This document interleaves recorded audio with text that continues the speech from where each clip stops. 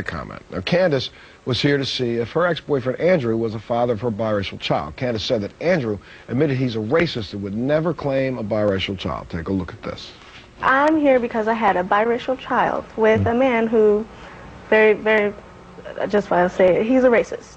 And it's strange because he's white and... Wait a minute. You have a biracial child with Yes. a man who is a racist. Yes. So how did you even conceive a child? Yes, that's my question. When I first met him, no, he just seemed like a regular guy, and we talked, and when we, a couple days into talking to him, he told me about he never would have been, a couple weeks ago, he never would even talk to me. And I was just like, really? And he was like, yeah, I used to be racist, and he was like, but you just seem like so open, and really, you just seem like a person I could just talk to. And I was like, really? So things went on from there, and we started a relationship. And then why did you stop living together? Why did that? He started to get kind of violent, and he started to scare me. He wasn't really violent towards me, he was violent towards Tim. Because Tim, your boyfriend, the two of you have a child together. Yes, we have a child. And he was coming over every day for visitation. Yeah, and it was always a confrontation of some sort. Because I always promised him he can always come over every day and see his child, so that he wouldn't think that I would ever take her away from him. Okay. So, we always made that agreement. So, and Andrew had a problem with that. Okay. Tim would come over and he'd be like, you don't need to talk to him. He doesn't need to be here. And if they went through the courts, it wouldn't be this way. And when I was like, well, we're not going through the courts, and this is how it is. So that became too much to handle, and you decided to move out. Yes. Once you moved out, though, all of a sudden you go and take a pregnancy test. Yes. And what happens? Bingo, bango. Yep. I'm pregnant. Well, when I had her, I called, and Andrew called me back later. He told me, okay, well, baby's born, I wanted a paternity test. And then they were still living in Vegas then. And then all of a sudden they moved to Springfield, Missouri. And I had no idea. Is he going back to being a racist? I guess so. He said he's kind of hanging out with his old friends again, back into his old ways. Well, we then met Andrew, and here's what he had to say. Well, how do you view? I view kind of like the opposite of Malcolm X. He viewed in separatism of the races. So I guess I'm just not saying I'm white Malcolm X, but I just view we should be separate. Well, I mean, look, wait a second. I will tell you, at least in this day and age, I am sorry. I respect the person who is willing to put their views out there in public. I mean, you're willing to sit here and talk about it. I respect that. If that's how you feel, but dude, you got to hear me for a second, because if you were such a separatist, you were a separatist before you met her. Yes. And all of a sudden, that separatism came away when you separated your pants from your body.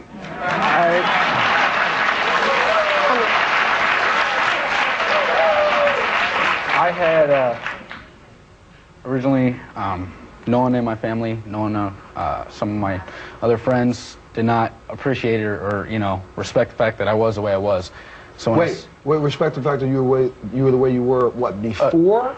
Before, yes. You met her? Yes. So your friends and some members of your family didn't agree with you being a separatist? Exactly. And I had tried changing, mainly for them. Changing to stop those views? Yes, yes. And you cannot stop who and what you are. You can't stop what you feel. Well, I'm not sure unless you... Because you can try and hide it, but doesn't, I am what I am. You are willing to die for those beliefs? Yes. You are? Yes. Right, just a second. Well, dude, but see, now you throw me with this, Andrew. Because if you believe so strongly, you would have never conceived this child.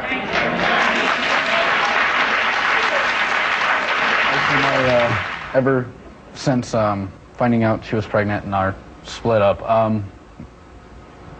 and the emotions I was going through, my convictions and my beliefs have actually become stronger than before. Okay. But could Candace's husband, Tim, possibly be the father of her biracial child? Take a look at this. If it's Andrew's child, I just want him to sign over the rights. Why? Because he hasn't been in this child's life for a whole year. He hasn't called once. He hasn't stopped by. He hasn't sent something. He hasn't said nothing. And every time Candace calls him, she says she wants nothing to do with this child. He wants nothing to do with this child. Well, you know what? If that's your view and you want nothing to do with this child, then let's just have something to do with his paycheck. Montel, Because he's going to get one. And hold on. It's not you. I'm going to say this, it's not for you and it's not for her to utilize to raise your child, but eventually this little baby right there who is a biracial child with a racist, possibly with a racist father, is going to have to deal with this world without the two of you. Yeah. And wouldn't it be a great thing for the next 18 years, he put about, oh, who knows, $120,000 into a bank account that she can use to go to college anywhere she wants? I don't care about that, Montel. I'm doing it, okay? But for a whole year now, I work. She doesn't work. She stays at home with the children. Doesn't matter. I work. I bought all the diapers. I buy the food. I do everything. I put the roof over their head. You're a stepdad. He hasn't done nothing, okay? You are a stepdad. If the DNA test is his, he's the father. By DNA, yes, but he is not a father. I am a father. He is given over the rights. The reason why he is given over the rights is because I'm not going to have in the back of my mind, if he ever goes to visit her or something, he's going to do something to her because of because he believes in what he believes in. Here's the interesting thing, though. I believe this might be an excuse. He's 21. I'm sorry. I don't think, honestly, truthfully, the majority of people who have your view are people your age and younger.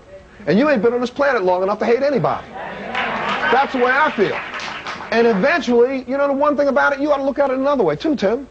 If there was one way in the world that we could change the mind of one hater, you can't do it, she can't do it, but I'll bet you hard money that baby could. And, of course, the results ran.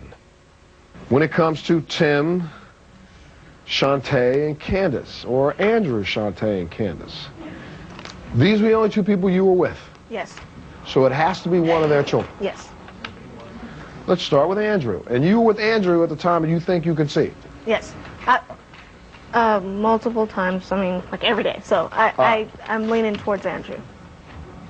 Now we're in a quandary. Because here's what the quandary is. Goes back to the discussion that we were having earlier today. There is no doubt, no ifs, ands, or buts, that you, Andrew, are the father of this child. So now that puts the three of you in this odd position. You now have to go out to all of your friends and supporters and justify why it is that you had a relationship with an African-American woman, and you now have a child that no matter how you try to write it or look at it, you have a biracial child. We'll give you an update when we come back. We'll be back right after this. As the father of her child, and on the show, Andrew said that he didn't plan on being involved in the baby's life, and here's what's happened since the show. When I got home from the show, Montel, I called and I talked to Andrew once or twice. First time I talked to him, we talked about child support and his information, home address and number and stuff like that, and decide whether or not we decided to go forth with the child support. I've always told him that, you know, if he changed his mind and he wanted to be a part of her life, that I have no problem with that as long as, you know, he was serious and really meant what he said and wouldn't be going back and forth out of her life.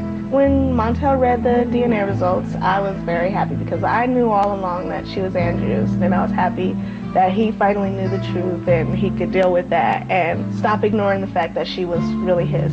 Montel, would just like to say thank you so much for having us on your show. It means a lot to me. You're a wonderful, wonderful inspiration to me and my family, so thank you so much for having us on your show. Well, Montel, I came back to Vegas, and Candace had contacted me up until now. Even now, we're still not exactly sure on which direction to go, whether she wants me to sign over rights or not. So we're kind of taking it one day at a time right now. I was hoping the results would have been negative for me, but I know they're not, and I have to live with that and deal with that. I'm never going to be in the child's life. You know, it may be hard for some people to comprehend or even tolerate, but that's the best way for everybody involved. I wanted to thank you, Montel, for being respectful towards me. I respect that and I appreciate that.